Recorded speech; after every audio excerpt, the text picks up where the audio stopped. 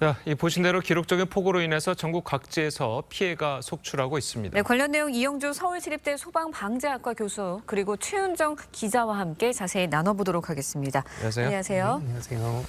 자, 이렇게 보면은 이제 충청권에 피해가 집중됐는데 비가 도대체 얼마나 쏟아진 건가요? 네, 극심한 수해를 입은 이 충청 경북권에는 사흘 만에 평년 장마철 강수량을 훌쩍 넘는 비가 쏟아졌는데요. 13일부터 16일 오후 4시까지 최대 570mm의 비가 쏟아진 것으로 나타났습니다.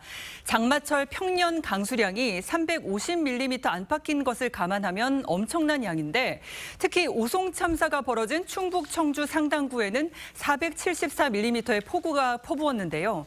지난 30년 평균 청주에 내린 장맛비는 평균 장맛 기간인 31일 동안 344.7mm로 사흘 만에 한 달가량인 평년 장마철보다 38%가량 많은 비가 쏟아진 겁니다.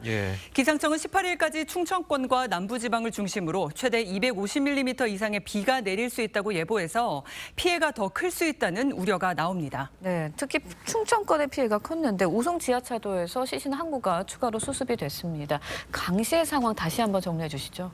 네, 바로 지난 15일 오전 8시 40분쯤에 청주시 흥덕구 오송읍 궁평 제2 지하차도를 지나던 차량 15대가 인근 미호강 제방이 터지면서 유입된 하천수로 물에 잠겼는데요. 430m에 달하는 터널 구간이 완전히 물에 잠기는 데는 2, 3분에 불과했습니다. 당국은 6만 톤에 달하는 물이 순식간에 지하차도로 쏟아졌을 것으로 추정하고 있는데 엄청난 양의 물이 쏟아지면서 지하차도에 설치된 자체 배수 시설도 제대로 작동하지 못한 것으로 전해집니다. 간신히 탈출한 9명은 지하차도 난간을 붙잡고 버티다가 극적으로 구조가 됐지만 현재까지 12명의 사망자가 발생한 상태입니다. 13명이죠. 한 명이 저 추가로 발견돼서 지금까지 13명이고. 자, 지하차도 침수 사고 당시에 이제 6만 톤의 강물이 순식간에 들어찼다고 그래요.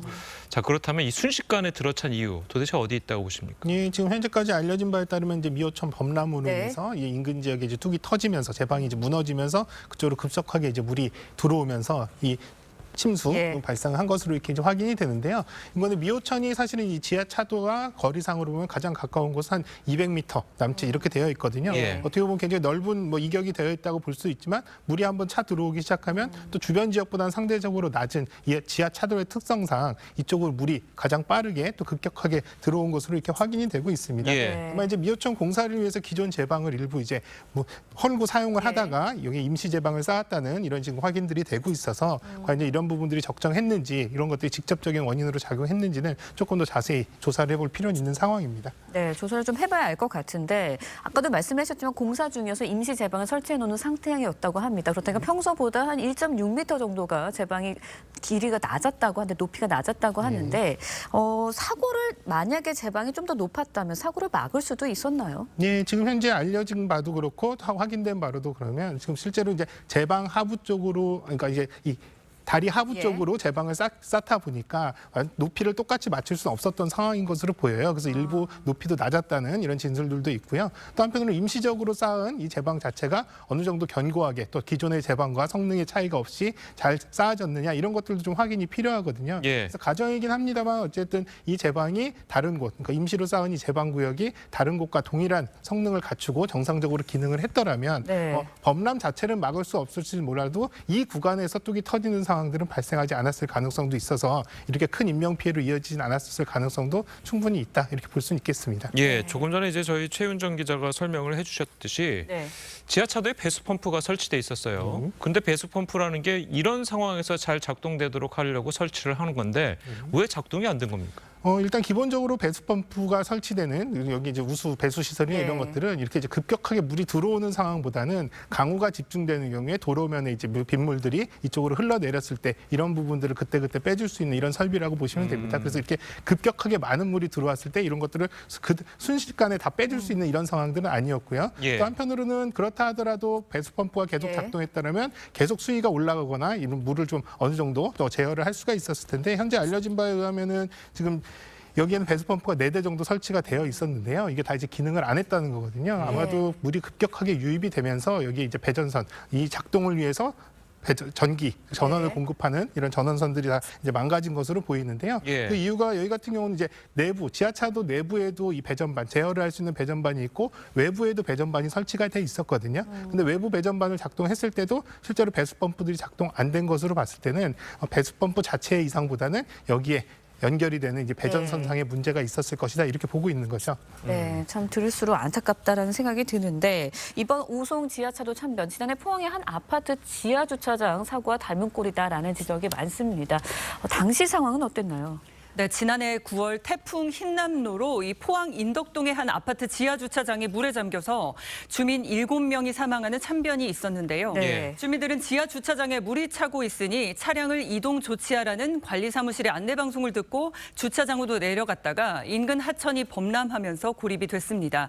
이 폭우로 지하 공간이 침수되면서 인명 피해가 발생하는 사고가 이렇게 끊이지 않고 있는 겁니다.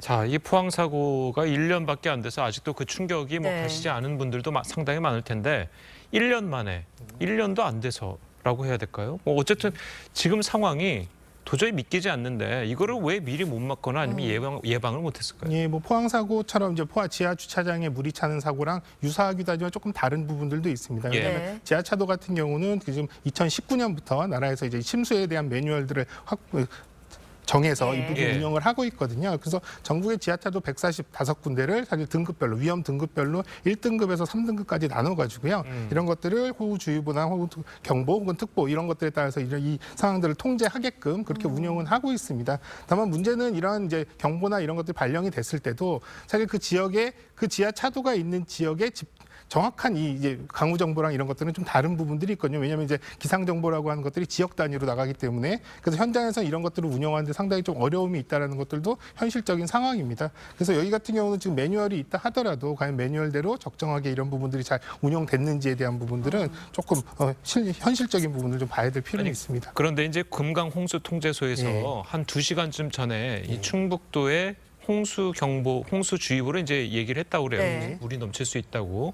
그럼 그걸 받아들인 순간 그럼 막아야 되는 매뉴얼이 있는 거 아니겠습니까? 예, 이 부분은 이제 홍수 경보가 발령됐을 때 바로 이런 부분들이 통제가 이루어진다 이렇게 돼 있는 건 아니고요. 예. 각 지자체에 이런 이제 홍수라든지 이런 침수에 대한 대응 매뉴얼들이 있거든요. 예. 매뉴얼에서 이런 경보가 발령됐을 때 해야 되는 조치들이 쭉 나와 있습니다. 그래서 이런 조치들에 이런 이제 교통 통제라든지 지역의 통제 이런 부분들이 이제 포함되어 있다면 이런 것들이 제대로 또 제때 발령이 돼서 이 현장에 네. 적용이 됐는지에 대한 부분들은 지금 좀 따져볼 필요는 있거든요. 예. 그래서 어쨌든 간에 안타까운 거는 선제적으로 이러한 부분들이 좀 더 이루어졌더라면 더 큰 피해는 막을 수 있지 않았을까 하는 생각들은 분명히 있습니다. 네, 구조 작업에 관한 이야기도 좀 해보도록 하겠습니다. 오송 지하차도 구조 작업, 침수 21시간, 21시간 만에 시작이 됐거든요. 그렇다 보니까 왜 이렇게 좀 늦어졌나라는 생각이 드는데 물론 환경도 쉽지는 않았던 상황이고요. 네, 맞습니다. 뭐 그 당시에 이제 막 침수가 막 시작된 직후에 뭐 이를테면 이 사실을 인지하고 구조를 하러 갔습니다만 예. 계속 비가 많이 내리는 상황 그리고 또 침수가 된 지역에서 우수가 계속 이 지하차도로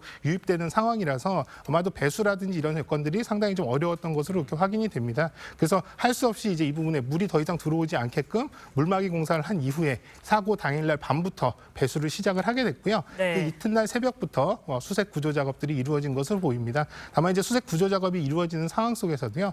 이 지하차도가 굉장히 좀 긴 구간이거든요. 그리고 이 긴 구간에 또 굉장히 이제 탕류, 굉장히 이제 흙탕물이라는 이런 것들 또 뻘처럼 바닥에 깔리는 이런 상황들이기 때문에 구조나 수색에 상당히 좀 어려움이 많이 있는 상황이었다. 이렇게 보시면 되겠습니다. 예. 자, 지금 뭐 오송 지하차도에서 이제 돌아가신 분이 벌써 이제 13명이 되고 있는데 그 유가족들의 안타까운 사연들도 좀 많다고 그래요. 네, 맞습니다. 이 청주에서는 결혼한 지 2달밖에 안 된 초등학교 교사 김모 씨가 임용 시험을 보는 처남을 시험장에 데려다 주기 위해서 지하차도에 들어섰다가 변을 당했는데요. 처남은 가까스로 헤엄쳐서 나왔지만 김 씨는 끝내 나오지 못한 채 숨을 거뒀습니다. 또 새 아이를 둔 치과 의사, 또 휴일에도 일을 하러 집을 나섰던 70대 어머니 등 이 사망 실종자들의 사연은 주위를 더 안타깝게 했는데요. 예. 유가족의 이야기를 한번 들어보시죠. 자기 차로 자기 처남을 역까지 데려다 주러 가다가 좀 이런 사태가 벌어진 건데 최소한 설명을 들어야 보낼 때 저는 하늘로 보낼 거 아니에요.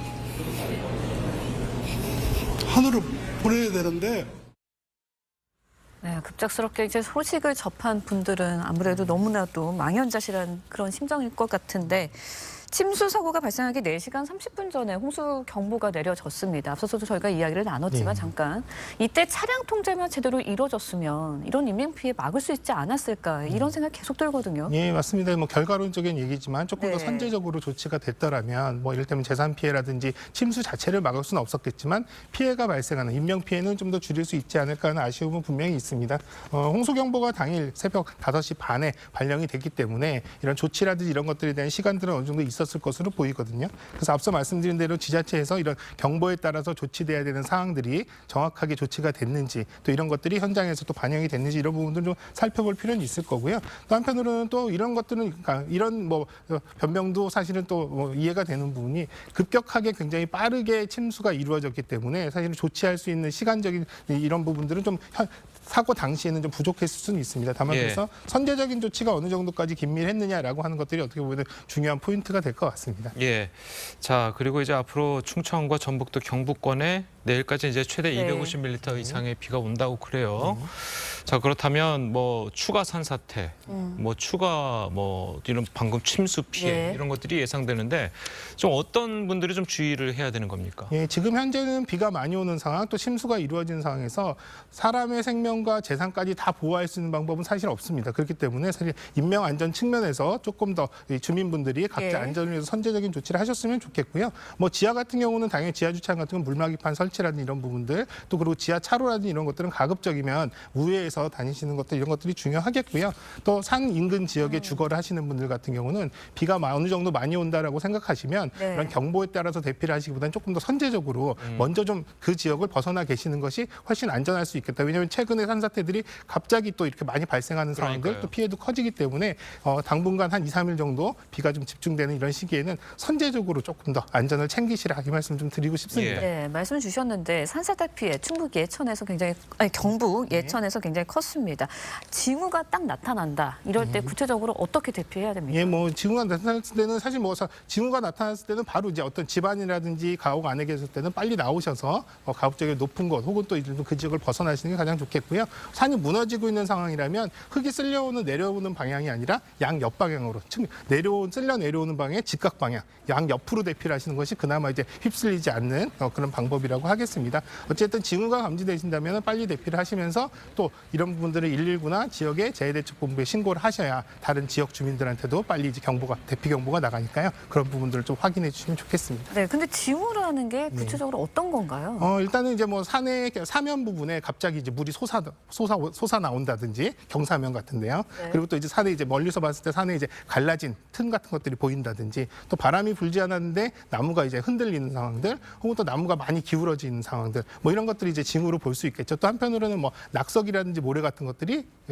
별다른 상황이 없음에도 불구하고 굴러 떨어지는 상황들 이런 것들은 대부분 다 산사태 조짐으로 이렇게 볼 수가 있겠습니다. 자, 집 주변에서 네. 이제 그런 게 보이면 바로 대피해야 된다 이런 말씀이신 네, 거죠? 맞습니다. 자, 그리고 네. 우리가 예전에 이제 뭐 홍수 피해 같은 거 났을 때 의인이라고 해가지고 맨홀 막 치우시는 예. 분들 영상을 많이 봤잖아요. 네. 자, 그런데 이번에 안타까운 사고가 예. 부자지간이 맨홀을 치우다가 두 분이 다 사망하는 경우가 있었어요.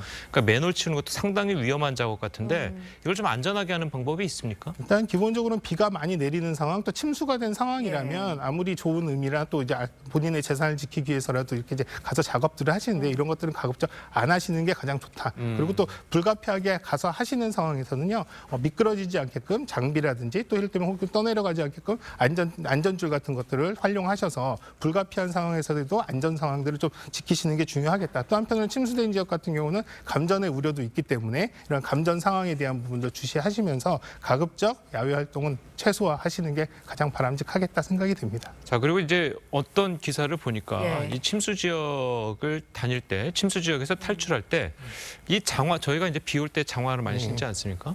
장화를 신으면 오히려 더 위험하다. 자, 이런 이야기도 있거든요. 그러니까 이게 장화 같은 경우는 바깥에 물이 들어오지 않게끔 하는 기능들이 있습니다만 예. 깊은 침수심이 이루어지는 경우는 장화 속으로 이미 물이 들어가 있는 상황이기 때문에 그렇죠. 훨씬 보행하는 데 장애가 되거든요. 예. 그렇기 때문에 이제 대부분은 물이 잘 빠질 수 있는 신발, 그리고 또 가급적이면 운동화라든지 이런 것들 발을 보호할 수 있는 신발을 신는 것이 오히려 더 안전하다 이렇게 말씀드릴 수 그럼 있습니다. 장화를 신고 있으면 차라리 맨발이 낫습니다. 예, 오히려 이제 그런 상황들이 실제로 이동하는데 부담이 되신다면 장화를 벗으시는 게 이미 침수가 된 상태라면 벗고 이동하시는 것이 차라리 안전하실 수 있겠습니다.